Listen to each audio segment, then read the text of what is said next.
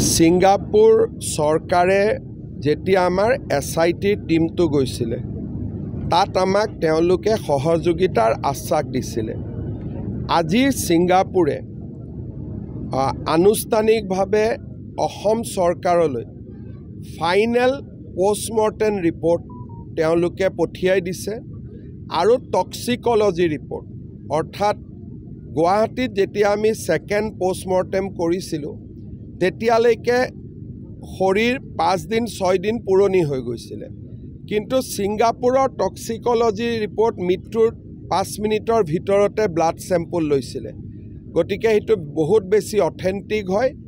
আজি মোক আমাৰ অফিচাৰসকলে জনোৱা মতে ছিংগাপুৰ চৰকাৰে এমলেট মিউচুৱেল লিগেল এছিষ্টেন্স ট্ৰিটিৰ অধীনত আমাক তেওঁলোকে পোষ্টমৰ্টেম ৰিপৰ্ট, সাগৰৰ লগত জড়িত তেওঁলোকৰ নীতি নিয়মসমূহৰ বিশদ বিৱৰণ আৰু টক্সিকোলজি ৰিপৰ্ট তিনিটাই আমাক পঠাই দিছে, যিটোৱে আমাৰ ইনভেষ্টিগেশ্যনত বহুতখিনি সহায় হ'ব।